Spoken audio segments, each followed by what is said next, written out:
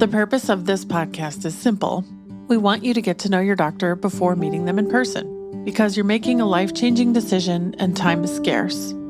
The more you can learn about who your doctor is before you meet them, the better that first meeting will be. There's no substitute for an in-person appointment, but we hope this comes close. I'm your host, Eva Shea, and you're listening to Meet the Doctor. Today on the Meet the Doctor podcast, my guest is Jason Emer. He is a dermatologic surgeon in Beverly Hills. Welcome, Dr. Emer. Thank you so much. I'm very excited to be here. Just so everyone knows, this is my first podcast, even though I have done a significant amount of media in the past. I'm not sure if it's ever been truly a podcast. There's always cameras on me. So doing interviews, but not necessarily a podcast. I'm actually thrilled that I get the distinction of being the first podcast you've ever done. You are extremely lucky. I feel lucky today. So the purpose of this podcast is for people to really just to get to know you, the person. And I think sometimes when we see someone online, we think we know them. So we want to try to go a little further than that and figure out what makes you tick. And I actually have followed you for a very long time because I've been in aesthetic surgery marketing for almost 20 years. And you're always way out in front of everyone else. So maybe I can get some of my own questions answered today too. Well, I would love that. I always was the type of doctor that just wasn't okay with the standard norms. Before social media even became social media, I got in big trouble with the people that were teaching me. They thought I was overly marketing. They thought doctors shouldn't be, in quote, doing this, promoting themselves. That a doctor was professionalism was going to lectures at conferences and writing journal articles. It wasn't standing out in front of a crowd and saying, you're the best, or here's my results, or here's what I do, unlike, the entertainment industry or a celebrity or an athlete. But I was always that person to just never be okay with what was written in a textbook or what somebody told me. I always wanted to push the limits, not only to get the best results for my patients, so that people who couldn't come to me would know what was out there, what truly was the best. And if they couldn't get to me, they would be able to find that somewhere nearby. Video is so good for the way that you're approaching that because you can actually show them too. And a lot of your video really pushes the boundaries. I see the NSFW warning on a lot of the things. Actually, I've always thought it made people click on it more because they want to see what. I agree. A friend of mine is a very famous athlete from Australia, and he just came to town last week on Friday night. So we went and got Korean barbecue, and he said that more and more he continues to watch my stuff over his athlete friends, which are NBA players, because it says graphic content, and he still wants to click it. And the sad part is, honestly, half the stuff is not graphic content. It's actually real life content of surgical procedures or aesthetic procedures that maybe have a little blood or a needle involved or a little bit of pain. A laser sometimes gets flagged. But because of all the strict guidelines now on social media, everything is considered nude or graphic or relating to violence. They think a laser is violence, And so we get flagged on everything. But it turns out that it's actually just a cosmetic procedure, and it makes people want to know more. And one of the things that I think truly made me stand out was I was never okay with just posting a before and after, because those can be manipulated. Photoshop, before Facetune and all these other body modification, there was Photoshop and there was graphic design capabilities. And I knew so many doctors were doing that. So I said, you know what? I need to show this in video. I need to show the patient the day of the procedure, immediately after, the next day, through the process, because you can't fake that. You can't fake a person saying, I have all these scabs on my face and I'm in a little bit of pain, but I'm so excited for this result. Look at me now and look at what Dr. Emer's doing to help me get through this. You can't fake that, when somebody's swelling and has blood and drainage after a liposuction procedure. And they're not happy those first 72 hours, but it makes the patients want to go to you more because they understand that full process. They're prepared. And that's what I had always wanted to do. And that was what always got, I hate to say this, ticked people off, because I was the only one that could get people to want to do that. And this was, 10, 15 years ago. Now it's like commonplace. You even have celebrities that do it. I mean, look at yesterday, Christina Aguilera got signed as a lead ambassador for Xeomin. I mean, it's like every celebrity now is trying to represent an aesthetics brand because they know how many people do this. And so it's just commonplace. So, what the future is going to be is even more questionable, because I'm going to have to make sure that I stand out with what's coming for the future. So she really just happened yesterday, because Yeah. I was looking at the Xeomin Experience site on Friday, and I was like, "Who is that? She looks really familiar." Yeah, it's just the past couple of days. Yeah, just announced. I'm sure it's been for a while, but Gwyneth Paltrow. There's been a bunch of people who have all been sort of that, and sometimes I feel like that's way overdone. It's like you need the average person to give their representation. We already know that celebrities do treatments, that they've done it forever to keep looking good and maintaining their aesthetics as they are in front of the spotlight.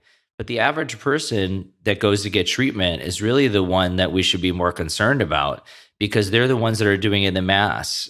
And with the masses, you have all these aesthetic nurses now and PAs and under less trained medical providers. And those are the ones that are doing more treatments. And what does that mean for the level of success? And that's where I think those really need to show, more than a What celebrity. kinds of questions do you think that everyday average people who can't come to Beverly Hills to see you should ask providers, I mean, to determine whether or not they've been trained or not? That is a really great question, because, I saw yesterday actually a nurse that I've been following for a while who started out as an esthetician, became a nurse, and yesterday she's doing filler for the first time on a video. And on the face, she had all these drawings, and these drawings are what the company trained her to be able to template her injections. And I'm not saying she shouldn't be able to do those injections. Legally, she's allowed. But I went through, 8 years of aggressive training, 3 years in fellowships, one of those years doing skin cancer surgery and understanding cutting of the skin, anatomy, all the, different planes in the face, and trying to understand what could happen if something went wrong. So I was trained well enough to be able to do significant treatments, but also control complications if they were occur. And so it's difficult nowadays because someone looks at that and they think, oh, she knows how to do filler. And maybe she does know how to place it on the average template, but every person's face is different and it's unique. And you can't really understand that and the anatomy of it unless you've done thousands of treatments. I started by doing skin tags and moles, leading into skin cancers, into major reconstructions, facelifts, eye surgeries, taking patients at the VA hospitals in Queens and having huge skin cancers covering their entire face, removing them, being left with a hole the size of my hand, and having to figure out how to reconstruct that with blood vessels and nerves. That's the type of physician my clients really want to go to, because we've been through so much more than just a templated line. But, these companies want to make all this money. So what are they going to do? They're going to train the providers that are allowed to do these treatments. And in mass quantities, you're going to get people doing what I call, incomplete treatment plans. So treating someone's cheek isn't enough for anti-aging. The jowls form, the lips lose volume, the eyes start to sag, the temples hollow. You can't understand the aspects of full, true aging and the effect of the skin, bone, and muscle unless you've truly gone through a real residency, a detailed long-term fellowship, or something like that. So my opinion is, if you're a person looking to get best results, you want someone to know, your face and understand what's best for you, and to limit the risk of complication. You go to somebody has done a very detailed residency, potentially a fellowship, and has done thousands of treatments. And even then, complications can occur. But if they do, must more likely to less lead to a long-term consequence, because it can be able to be treated. And what's happened now is, as these providers and other levels of service providers have come out, I thought it was going to affect my business negatively. I thought less people would come to me because Botox would be cheaper somewhere else. What I found was, what people say is, I want the artist. I want the person that is the most experienced, that I can trust their eye, and they understand my face, and they make me look natural. And so, as these other providers have increased in sales, we've actually increased more, because I've had to fix a lot of bad work, and because the people who have tried to go somewhere, quote, cheaper, have then come back saying they were unhappy, and they realized the person wasn't complete. And so my opinion is, if you're a younger provider starting out, get that training. Work with someone like me, and I'm going to start offering a master class, and actually more of a preceptorship than just videos. I'm gonna have like a 5 or 10 different providers that for 1 year I'm gonna train to be elite. And I think that's what you need to do to really be an expert. Or if you're starting out, you have to do lots of treatments. And that's how I started. When I was a resident, there was no such thing as eyebrow lifting or jawline contouring. And when I started doing that, people laughed at me. I mean, literally my teachers, who are now on the circuit telling everybody to do this, told me I was an idiot. And they're like, why would anyone want the eyebrows lifted? And now everything is the cat eye, the fox eye, the threads, the filler there, what devices are going to lift the brows. It's literally a whole nother world. But were you the first one to do that? I mean, I was probably the first to actually publish the use of fillers on the forehead. And I published a case. It's in the Journal of JDD in probably 2016 or 17, of a girl that had a disease called Nkudasab, where the skin and soft tissue contract and make a hole in the forehead. And the only reports in the 80s were to fill that with fat. Well, she had no fat. So we used fillers. And I used a cannula all the way up here to protect the blood vessels, and filled this whole area and reported it. And everyone was like, I can't believe someone would do that. But it makes sense. And what it did was it lifted her brow. So from there, I said, you know what? Everyone's going to want an open eye. As we age in our 20s and 30s, the eyes start to sag. So why not? Why wait till you have to have surgery? Do these treatments now. And so every nurse in all Mount Sinai, I had them all do brow filler, and they loved it. And I posted pictures of stuff on it, and I got in trouble for posting these pictures because they said I shouldn't be promoting myself. But it wasn't promoting myself. It was advancing the field. And that's the thing. It was always, for me, about advancing the field and teaching people what is available, what's new, what's going to really make you look natural and healthy. I mean, I can take 10 syringes and make it look like no one's had anything done, because we're doing what I call foundational lifting. You're treating the bone, you're treating the soft tissue, you're treating the contours. You're not filling a line or volumizing. 10 cc's in a cheek is going to look crazy, but balancing harmoniously on the face can make somebody look, remarkable. So I feel like, that's, I don't know. I mean, we could literally go into podcasts for forever of everything that I've learned and all the issues that I've had, but it's because of being more of like a cowboy and kind of pushing the limits is where it got me to where I am now, and why people come to me and trust me. When you get in trouble, don't you sort of now say, oh, I must be onto something? Well, that's the funny thing. So my social media team, 6 people with a manager, and I'm very fortunate to be able to even have that, and the level of where we've gone with what we've done with our career. But when they say to me, oh, someone else is doing this video of the treatment you just did, or, they're saying, like, I got a video yesterday, someone basically saying thread lifts were bad, but using my name, saying that I'm the one promoting it. My team was like, look, this doctor is jealous of you. He's a facelift surgeon. So of course he's going to say, I don't want people to do threads that's going to hold their face up for a year and slow down the number of years you need a facelift. My opinion is if someone's willing to do it, they should do it. I have no issues with a facelift surgeon. I want people to do it as early as possible because then I can maintain their results better. You get a facelift in your mid 30s, you're set to your 50, 55. And then I could do threads once a year and microneedling radiofrequency and now Elocore microcoring a year and make you look unbelievable. And so that's what the surgeons don't get. You want to partner with a dermatologist like me because I'm the one that's going to tell people to do these treatments first. It's not about invasive or not. It's about what somebody needs. If you're 25 and you lost 150 pounds, your face is going to sag. It doesn't matter. So you may need a facelift at 25. If you're, 50 or 60 and you've been doing treatments for years, you may not. I don't know. You don't have bone structure. You may not have a neck in your 20s or 30s. You need a lift or an implant.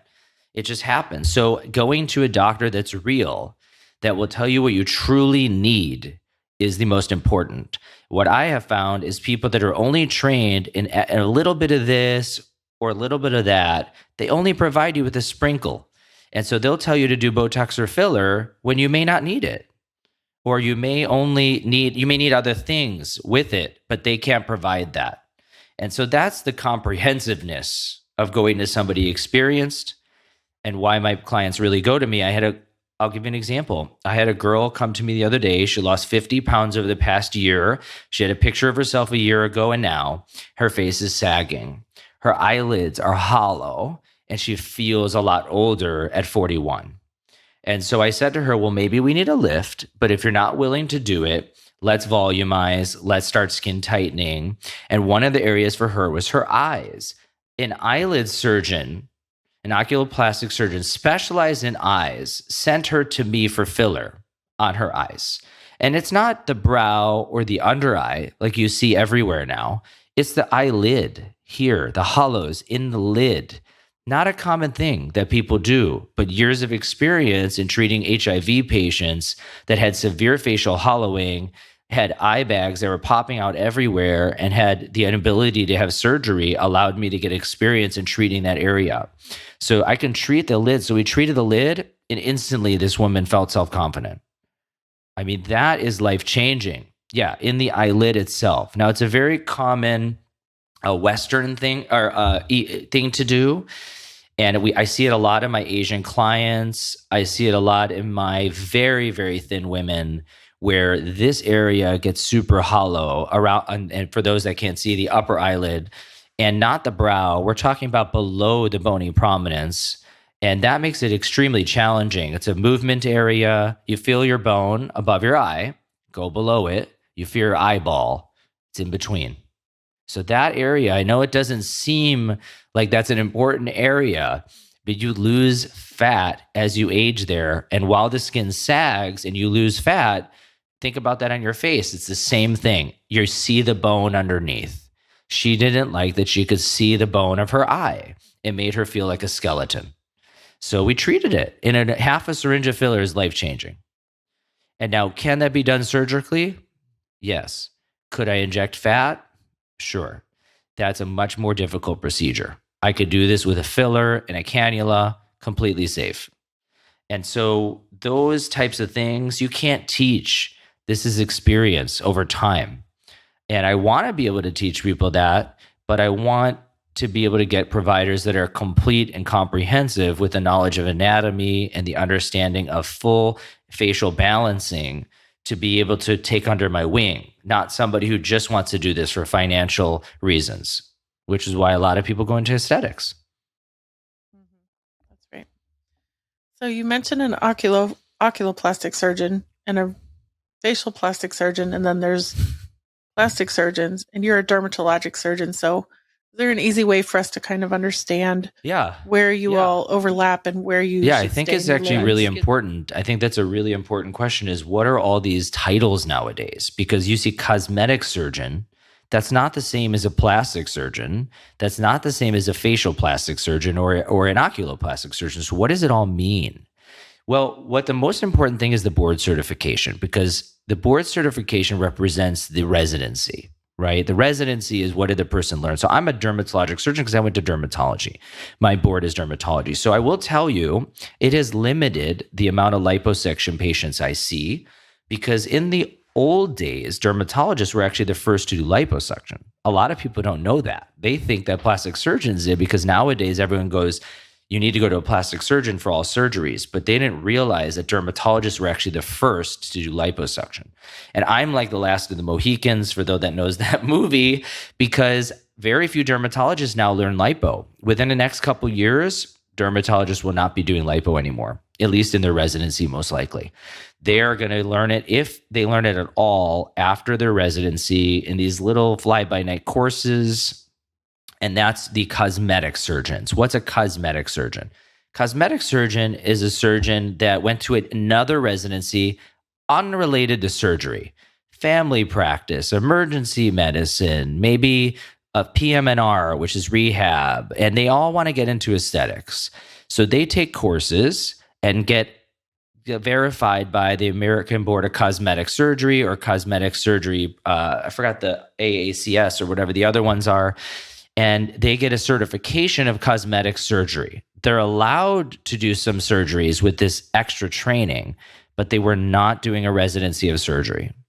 A little more risky for somebody that's going to that person, because maybe that person's experienced and maybe they're not. My opinion is you want to go to somebody that does a core board residency, plastic surgery, dermatology, oculosurgery, or ENT facial plastics. So any of these core surgeries are going to be the ones. So facial plastics is usually ENT, or your nose and throat. They're doing head and neck surgery, all residency. They know what they're doing with surgery. Maxillofacial surgery, they're doing bone. They know what they're doing. And then plastic surgery is a full plastic surgery residency and a board. But if you don't do fellowship in something specific, you might not be that experienced. I have a lot of plastic surgeons that do not know how to do liposuction, and they get very upset that when they do a bad job and I have to revise it, they get upset about it. So this is what I keep saying: is you want to go to somebody that's experienced in a unique procedure. Nobody can do everything. So even if you're a plastic surgeon, you can't do breast and nose. It's literally impossible. You have to be a specialist in one. Maybe you're good at body. I don't know many that are good at body and face. I know they try to do it, but they may not be. So that's why even in my practice, I have 4 body surgeons, 2 facial surgeons, and that's all they do. One of my facial surgeons only does rhinoplasty and eyes. Another one does facelifts. So to me, you have to look at what the person's trained in and then what they specialized in, because most of the true training comes from specialty training. So I have plastic surgery residents reaching out to me now to come to me for liposuction training, because they know that's what I do. That's the only surgery I do, and that's what I'm best at. And now, because of cosmetic surgeons and plastic surgeons not learning this in their residencies and taking these courses, I'm seeing more revisions than I've ever seen in my entire life. And what's happening is 60 to 70% of my practice is revisions, and the price to fix them is 2 to 3 times more. So people are getting so upset that the cost of what they spent initially was nothing, and now is so much, they get mad at me. But it's an 6 to 8 hour surgery requiring multiple technologies, skin removal, fat grafting techniques, aftercare. I mean, to fix some of this is almost impossible. And to be able to do it is a unique skill. So it's one of those things where I tell people, you got to pick the right person first. Here's my marketing analogy to what you just said. And do you remember in the olden days, especially in the Los Angeles market, you would go by somebody's office and they would have every procedure in a decal on the front windows of the office? That I was always like, you can't actually do all of those. You can't. I mean, right. You can do a little bit of everything okay, or you can pick 1 or 2 things and be the best. And so when I moved to Beverly Hills and I was a young dermatologist, there were no real young dermatologists. There weren't ones that worked out. There weren't ones that were men, and there were ones where they gay. So I said, you know what? I'm going to use the unique skill, and I'm going to say I do two things: liposuction, and more for men, and facial sculpting with fillers. And I would be known for those two things. So all I did for 2 years was promote that. Even though I was really good at lasers and I was known for acne scars and treating burns, that's what I came from to doing. I would get those patients when they came to me. So I would do lipo and I would see their skin and say, you know what? Let's do a laser while you're getting your liposuction. You're going to have downtime. Or their daughter would have acne. I say, bring her in. And I would build that over time. And now I'm known for all the things I'm known for. But I hyper focused on two things. And that's all I talked about all the time. And one of the first videos that I still have is one of my biggest videos on YouTube, millions of views, was this young model who happens to be now one of the biggest models in the world on every billboard. But I made a video using a cannula on his jawline with Radius. Seems so simple now. But at that time, nobody did that. This is in 2014. So in 2014, I did that and it went viral, and all these people started coming to me for the facial sculpting and the fillers. And then what do? Oh, you also do lipo? Let's do that too. You know, I have a little area here, or I have some acne scars, and that builds. But to be really known, you have to hyper focus on one or two things and be the best at it. And that's what I did. And even nowadays, I mean, I have every day 5 to 7, maybe 8 facial sculpting consults. And the other day I had a young guy. He literally had 10 pictures from my Instagram of the exact look he wanted. And I told him which filler was in each one because of his comfort level, you know, reversible versus not reversible, semi-permanent versus permanent. And he picked what he wanted based on hyper focused marketing and being able to look and find people like him. And that's the reality nowadays, is you have to show your expertise and skill and make people trust you and feel confident with you before they even see you. I have a number of patients that hug me the second I come in or say, oh my God, you're a celebrity. I've been watching every one of your videos and you're so nice in person. And then after, being able to show the results that make them want to continue to come back to you. How often do people come in with your Instagram and say, every day, or ask questions every single day? And now the people that are doing the penis injections, because we do a significant number of penis fillers, which I know is on your list to talk about, they come with the Twitter. Because I don't really want to talk about it, but I think it's something important to talk about. I don't know. I mean, if you want to show the pictures of it, is a different story. But I do have a website called emermaleclinic.com that has hundreds of before and afters if you want a good laugh or if you're truly interested in it. I mean, look, it's artistry. I will tell you, it is a lot harder to make a penis look really good with filler than a face, because that area moves all the time. People touch it all the time, and everyone's looks different. It's almost impossible. No company can template a penis injection. I'm going to tell you that. So I think that procedure is probably the oldest elective procedure in the history of the universe. 100%. And you know, years ago, if you actually look back at Greek and stuff like that in Roman culture, they actually did treatments for it and caused necrosis of penis. People would lose their penis.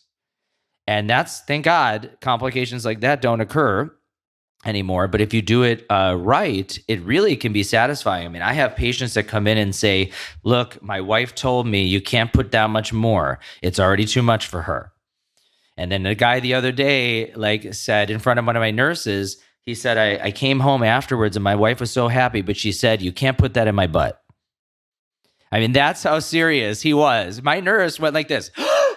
I can't believe he said that. And I said, but this is why people feel comfortable. They want to go to somebody that they trust, and they see this on my videos on YouTube. So they saw the YouTube and they saw the Twitter. This is why I brought up, I can't put that on Instagram. I'll lose my Instagram in a second. So, you know, those things, I have to market them because people need to know. And male and men are, you know, the procedure amount in men is increasing. People are interested in treatments. It's not just fair for women to get their boobs done and their vaginas treated and all their body and not have anything for men. So that's why we do it, you know, and that's why originally, how did it happen with me? I was treating a lot of patients with liposuction, doing fat grafting to all the muscles, which people weren't doing at the time. And then one of my patients goes, "Could you just put some of the fat in my penis?"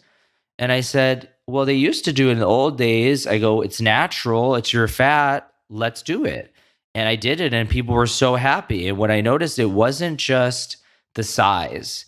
The stem cells in the fat made the erectile dysfunction better, gave them better orgasms, made the sensitivity improved.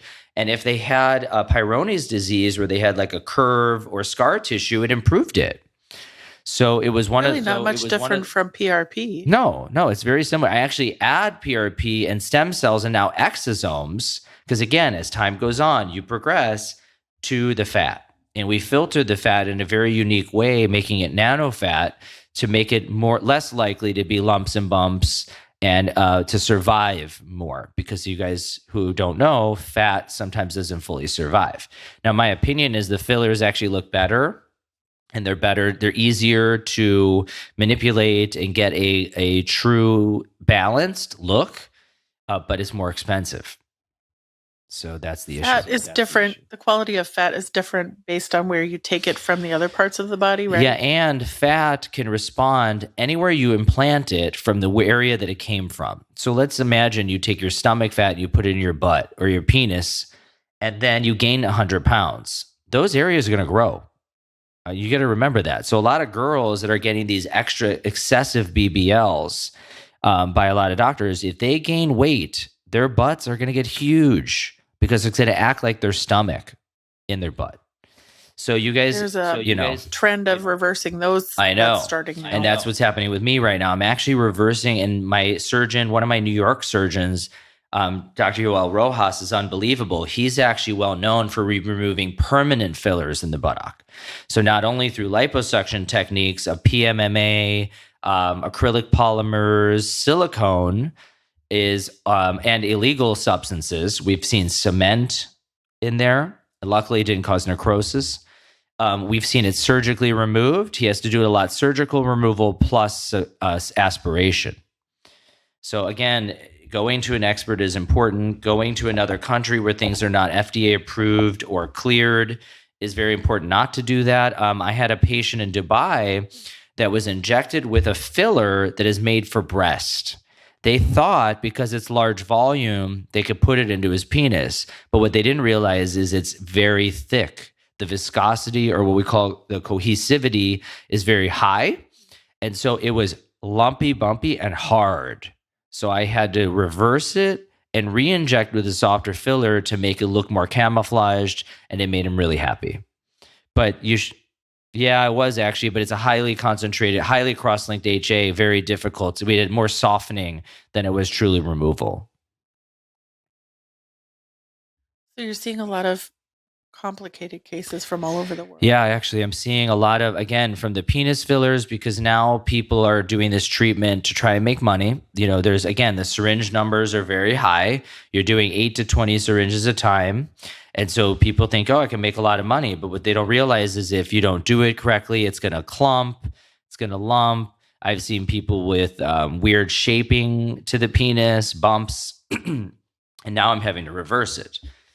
Same thing with the face. The lip injections are becoming very popular with a lot of nurses. And, whether or not they have good technique, sometimes excessively putting too much in there can cause scar tissue, can cause a rubbery feel or look, and can cause migration to around the mouth areas. And so I'm seeing a lot of reversal and fixing. Let's go back to some of the things that you've invented over the years, some of these innovations that are truly yours. Can you recall anything that you started? Yeah, I can. That now everybody is doing. Yeah, there's a few things. So the first one I vividly remember when I was a fellow at UCSF in San Francisco, I was asked by the American Academy of Dermatology, this is 2013, to lecture on the use of microneedling with PRP. It was the first time anyone in dermatology was ever asked to talk about PRP. And now everyone knows PRP, whether it's for hair, whether it's post-laser treatment, whether it's injection for rejuvenation on the face, whether it's combined with a filler, like we said, or fat to help to prolong the longevity of it, etc. There's a million uses. So I got booed off stage at the AAD 2013. I was devastated. And actually, two very famous dermatologists still at the time were saying bad things about me in the crowd. My partner and my best friend were right behind them and recorded it. And so, and even in afterwards, they kept saying that this is ridiculous. And what I had invented was not combining the two to get the best result. It was adding a laser, doing laser with microneedling plus PRP. The idea was the needles go a certain depth. There's no inflammation because there's no heat. Let's add a laser at a higher surface and let's hit it at both levels. And let's use that PRP to heal. Let's get more collagen, let's get more brightening, etc. I did a demo. During the demo, I got booed. And what do you know? 1 year later, 2014, one of the dermatologists that was saying bad things about me was reported in the New York Times as coming up with one of the most innovative thing of 2014. And what was it? Combining the laser Clear and Brilliant with microneedling and PRP. And I couldn't believe it because myself and Dr. Vic Narkar, I don't know if you know who he was, but he was an amazing dermatologist, partners with Kathy Fields, one of my very good friends in San Francisco. We developed this. And we even did a clinical trial with SkinCeuticals, adding vitamin C at the same time and hydroquinone. And everyone even booed that because they said you shouldn't be putting this medicine on inflamed skin. But commonplace now is everyone does it. You add PRP to every laser, you microneedle in combination with lasers, especially for acne scars. You do add vitamin C, growth factors, peptides, stem cells, exosomes. Immediately when someone lasers or microneedles, you even microneedle it into the skin and you get these results. I created that. I was the first to report it. Now, I didn't write a journal article on it, but I was doing that. And that's why my patients were coming to me, because they were seeing transformational results with progressive treatment. So what are we even doing now? More than that, microcoring, for example, one of the newest treatments out. Very few doctors haven't even know how to use it. Even the person that developed it doesn't know how to use it. No offense if he hears this podcast, because he's doing very low densities and low levels. I watch his Instagram, and he shows the treatment minimal results compared to what we're getting, because we're combining microcoring and lasers. We're doing microcoring with exosomes. We're doing microcoring with injectables. The results are astounding. But again, that would be something where even he would tell me I'm out of my mind. But I'm proving that the results are great through real treatments. And so that is one of those things, that I had developed. The same thing was with acne scars, combining two lasers at once. In the old days, people used to do a fully ablative erbium before they did a CO2, because the results showed that you actually healed more quickly. Now, it doesn't make sense. Why would you heal more quickly combining two lasers versus one? But there is a lot of research on that use of an erbium with the CO2. The cooling and the heat allows for more rapid recovery. So fast forward 15 years. I do this treatment for 15 years. Everyone says I'm crazy, but I get amazing results.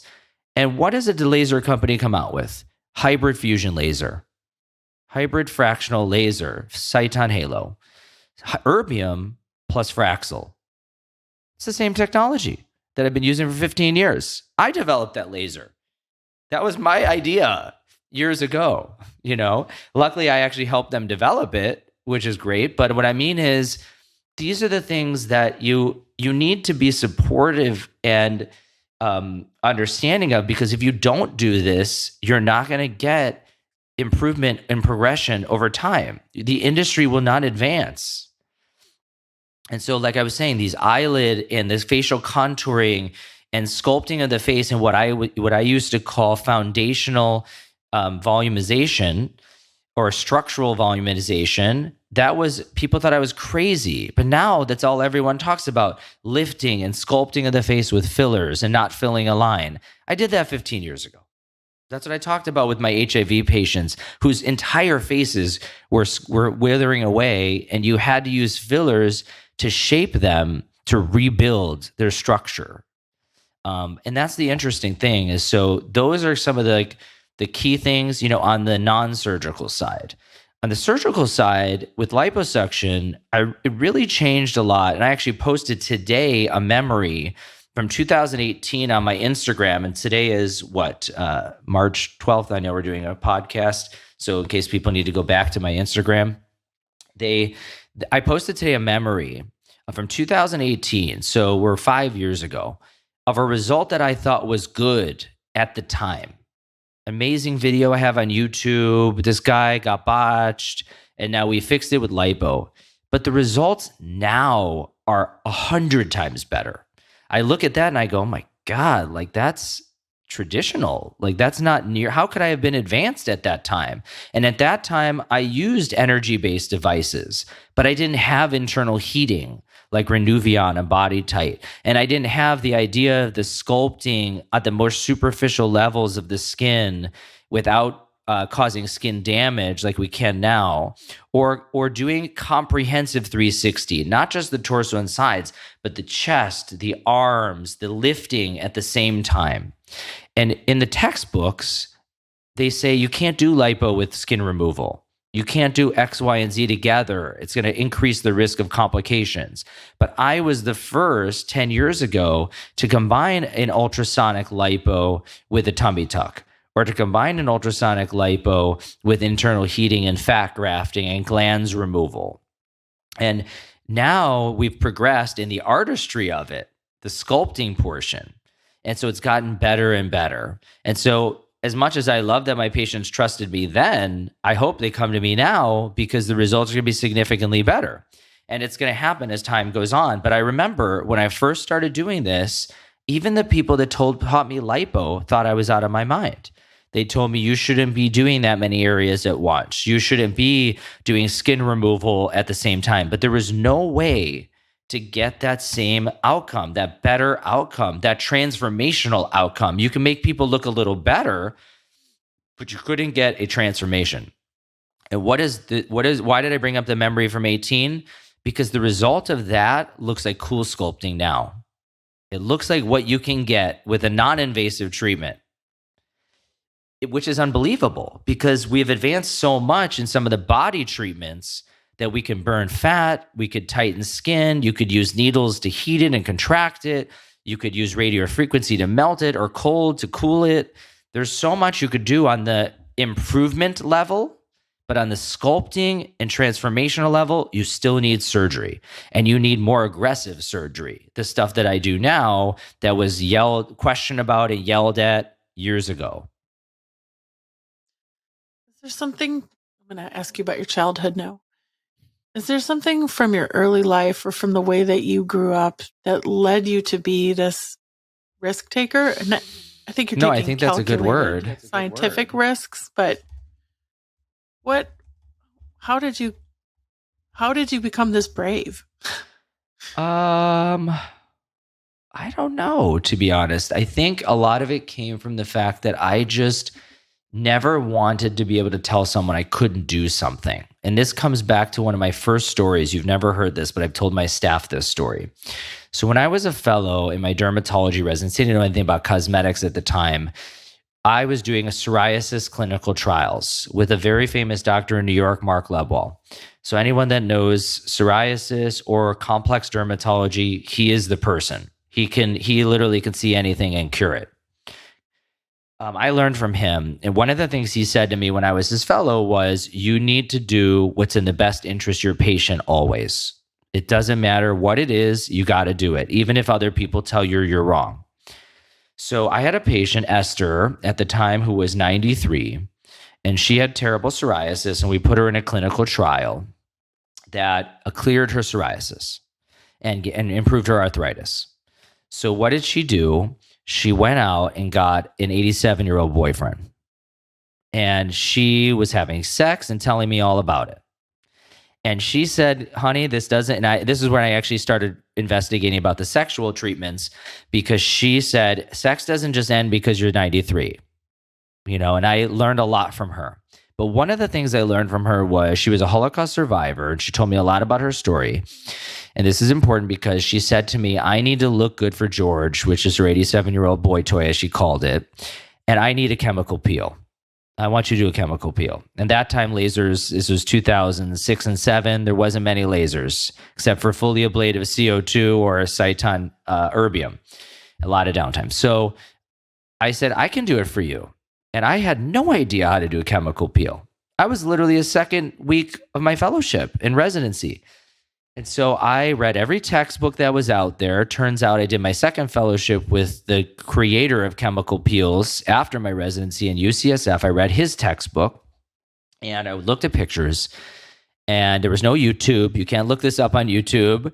And I ordered chemicals from our manager at our Mount Sinai department, and I ordered them to the office. They're very inexpensive. Some TCA, some Jesners, a little retinol.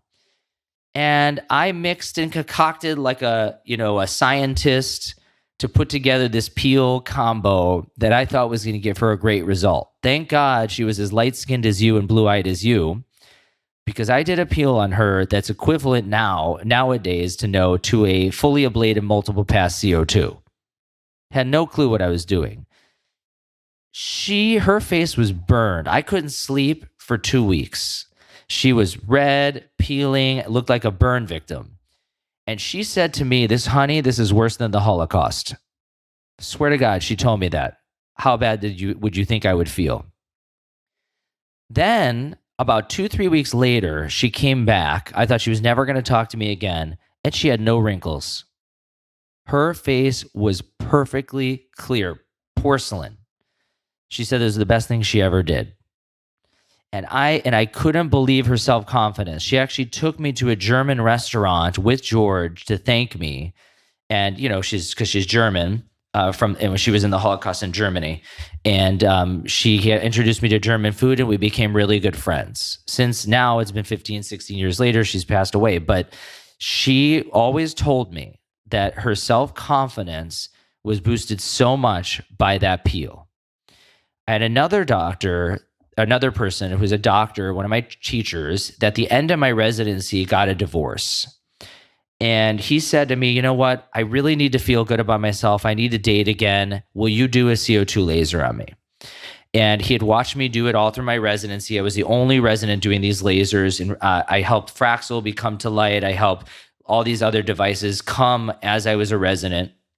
And so I did a CO2 laser on him. He went to work every day looking like a burn patient. And 2 or 3 weeks later, he sent me an email saying how appreciative he was that his whole life has changed because he feels so much better about himself.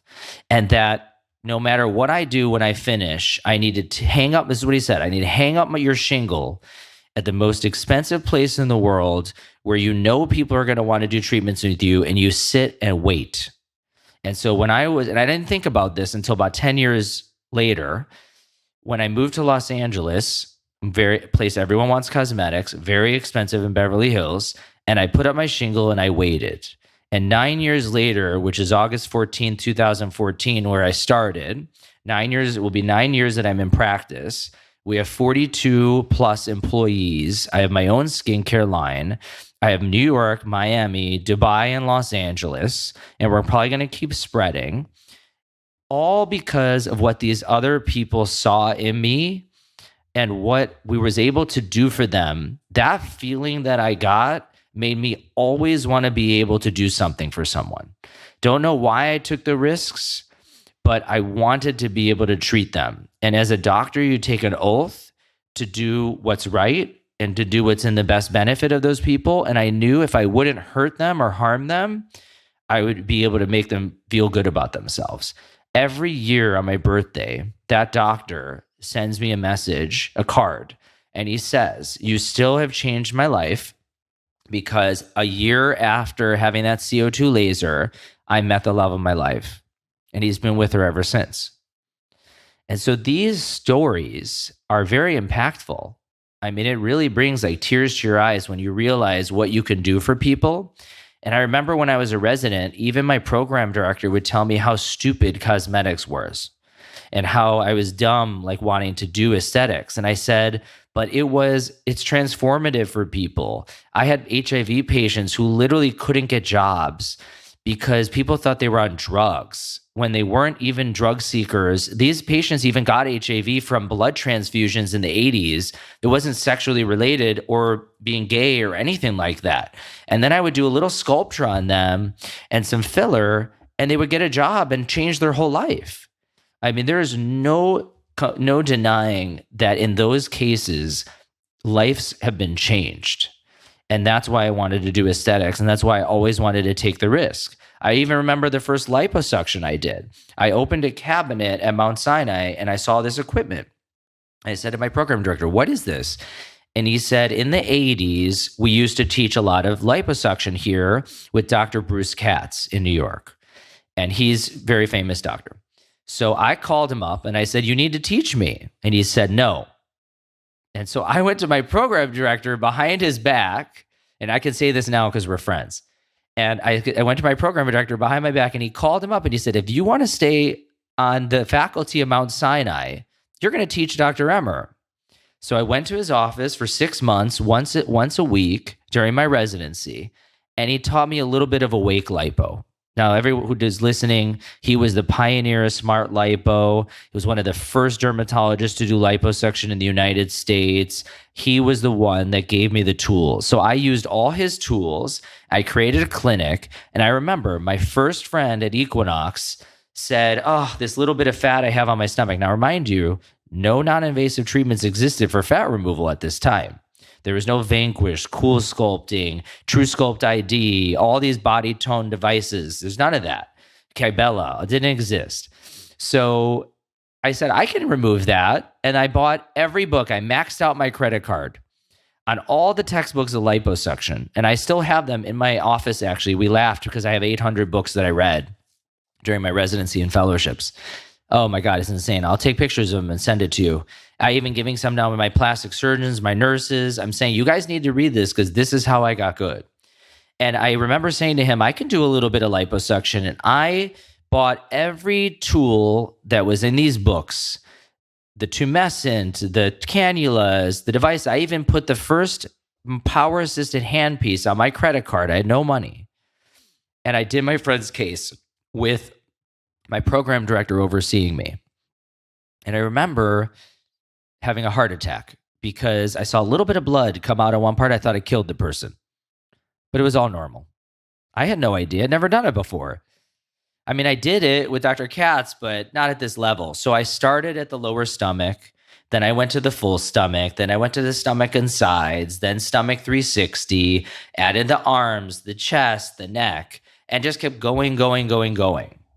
And went from being a dermatologist to what people are confused now as what they think plastic surgeons do, which is my transformational gladiator and supermodel lipos, which is with plastic surgeons and does require a plastic surgeon to do skin cutting, breast removal, implants, body lifting. But the sculpting and defining is from a dermatologist doing lipo properly, with combination techniques and innovations that we just didn't have years ago.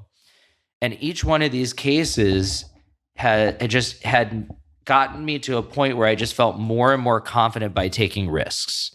Ellacor, I'll give you an example. Ellacor is a brand new device. No one knows how to use it, but we're doing it. We're testing it. We're using it right now and seeing how it's going to go. And sometimes nothing's perfect.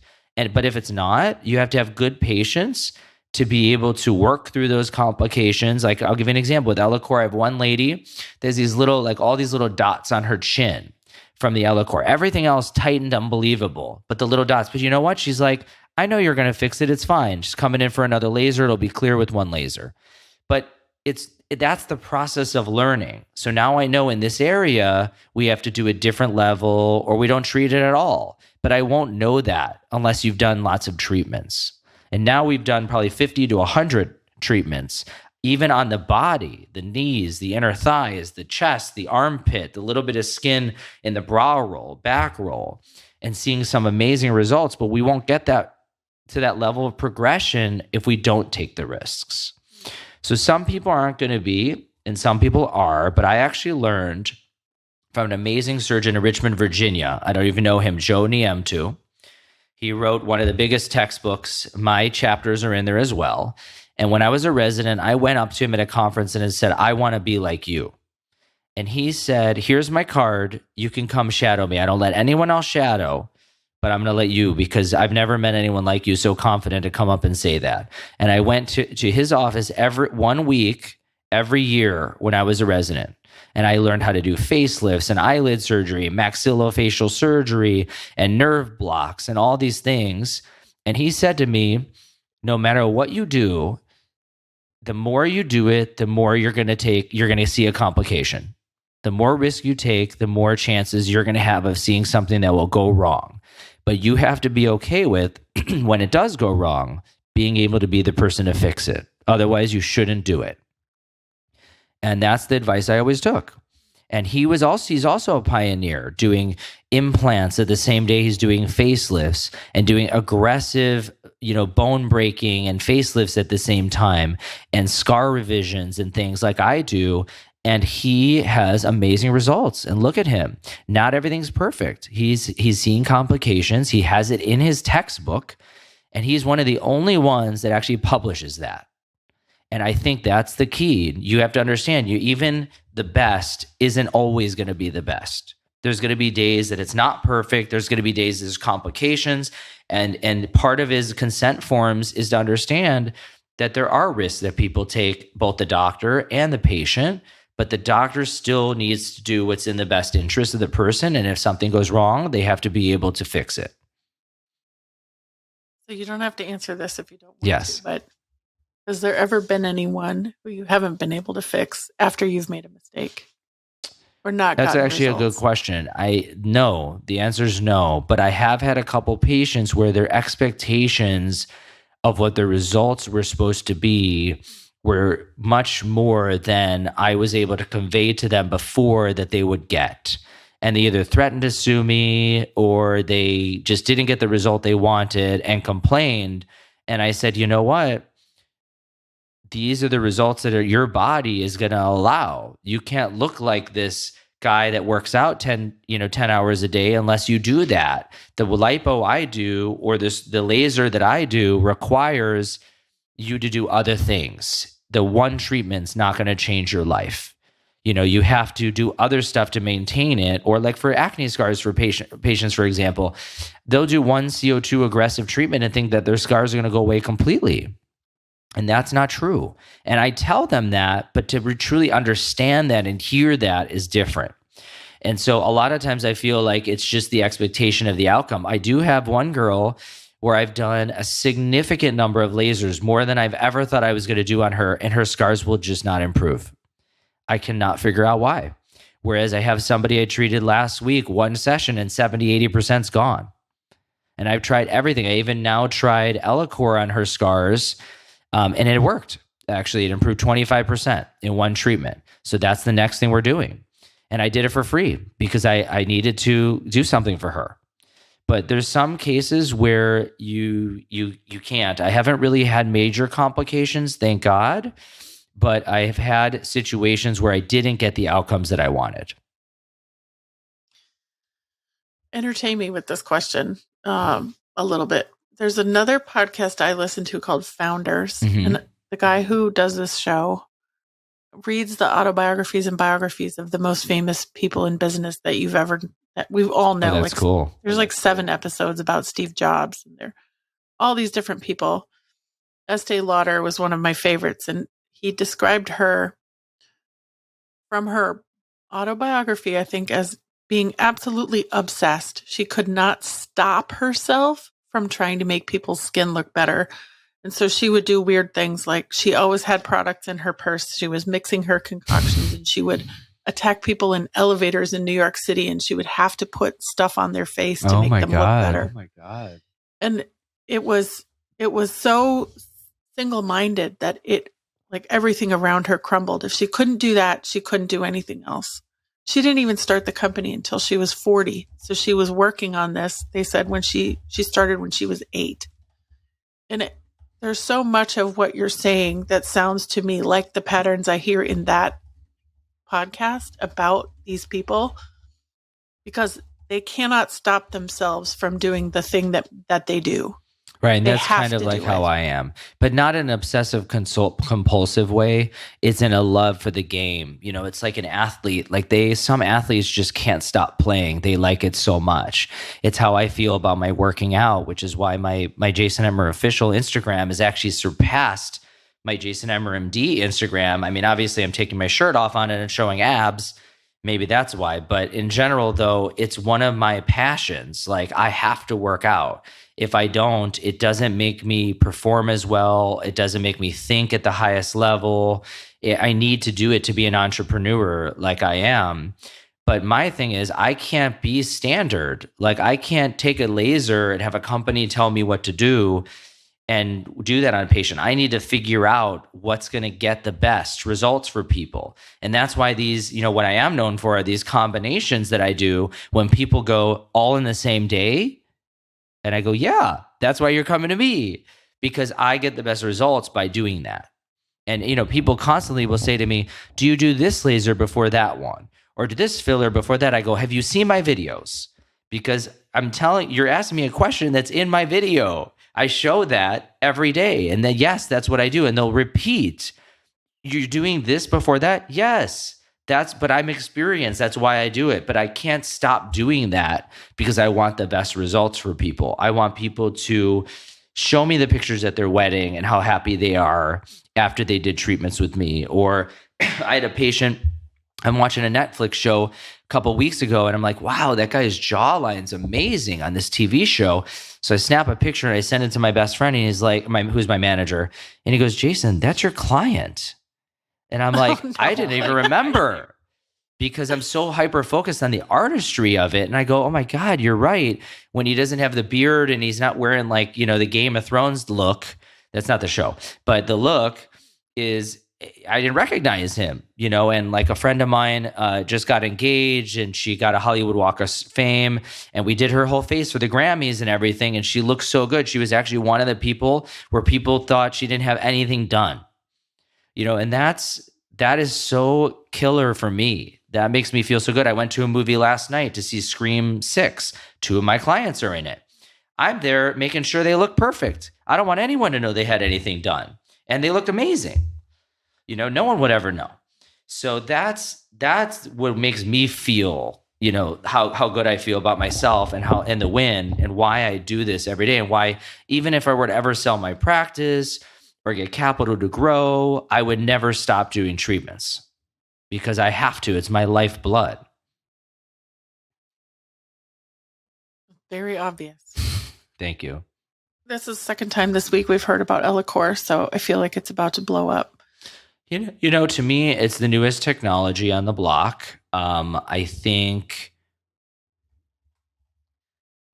that if in this sort of category, because there is no category for this, it can be pretty amazing for skin tightening and for problems, specifically thinner women and people that have poor structural anatomy on their lower face, making them sag a lot earlier. Or with having peptides like Ozempic, for example, that makes people lose weight more quickly. Now, you could do a gastric sleeve. You can go on a fad diet. You can, just work out a lot and still get the same results that Ozempic gives. It doesn't change the face. It just makes people lose weight.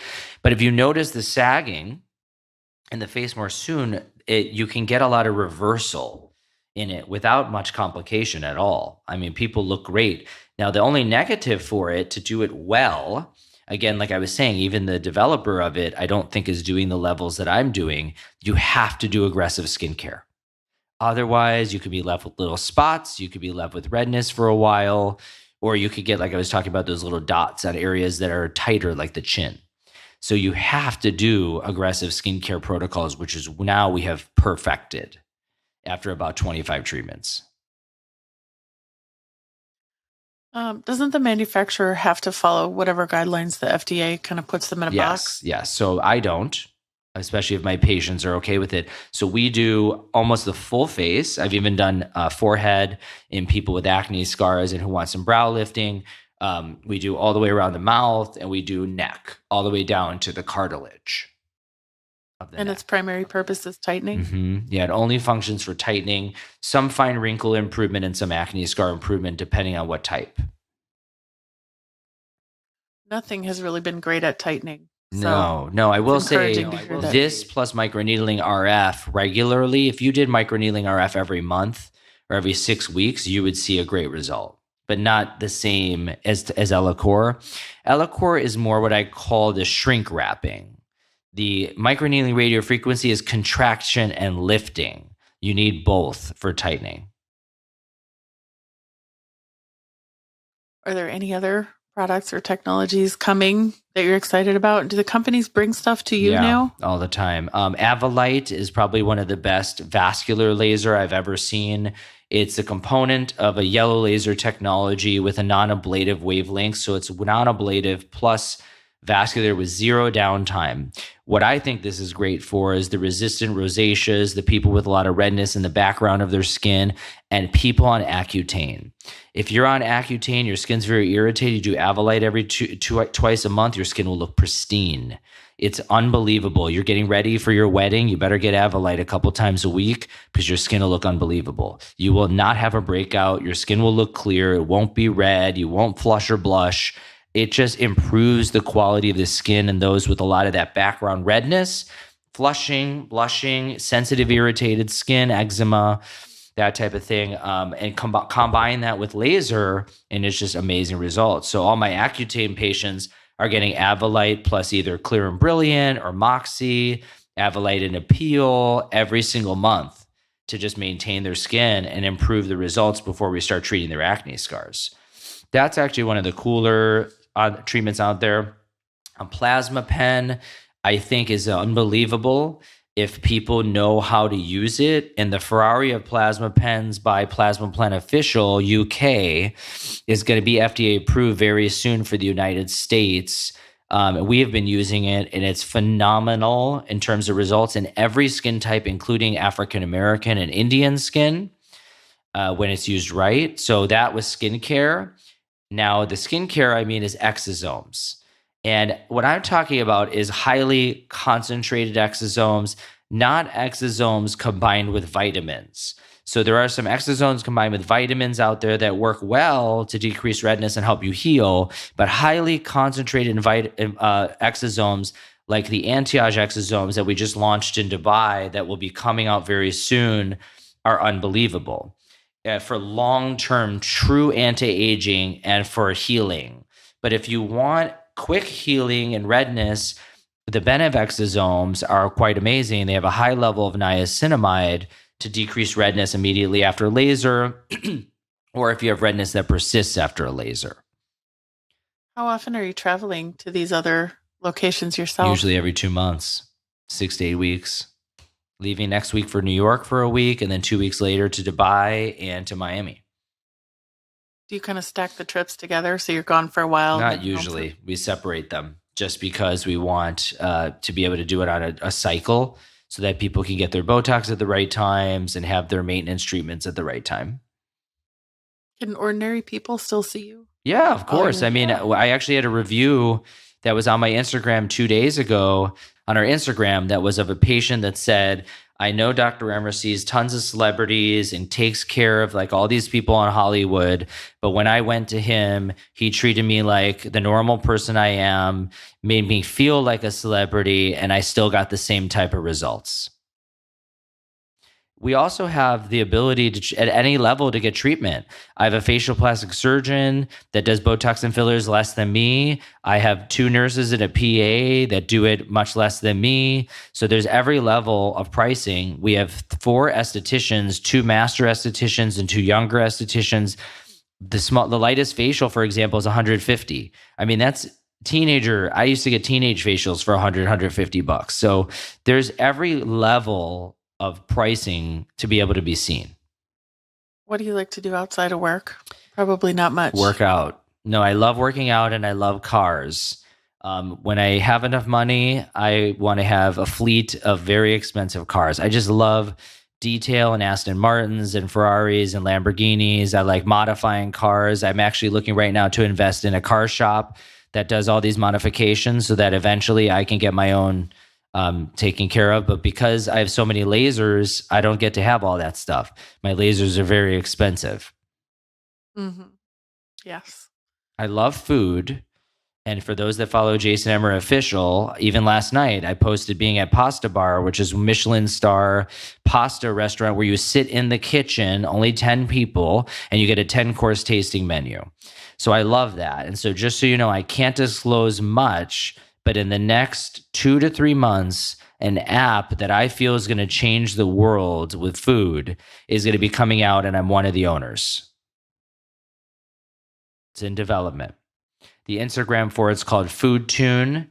You can look it up. We're just starting postings on it right now, but the app will be out soon. I can't really say much more yet till the app. It's in beta testing right now. Intriguing. Oh yeah. When it comes out, we'll do a podcast. Oh, for sure. Yeah, I want to hear all about that.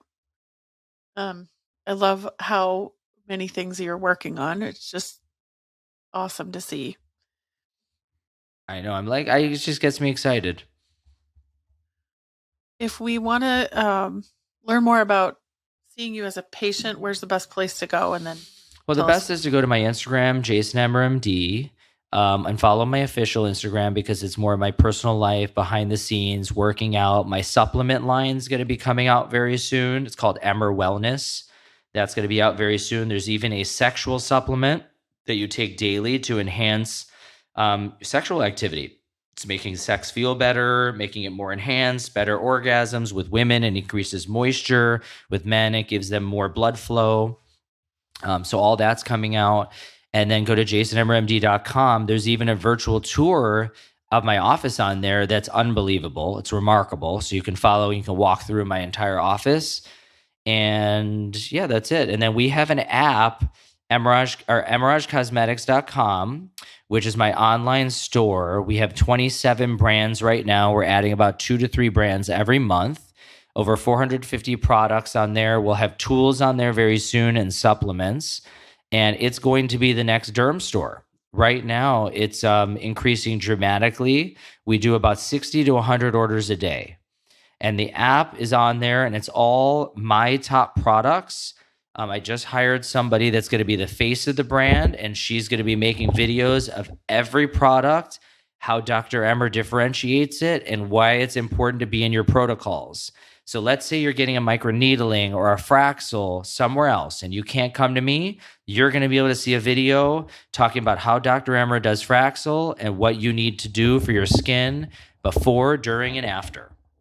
Everything will be on there, and you can order it directly. The skincare consults are basically free. They're virtual. We can customize a regimen for you.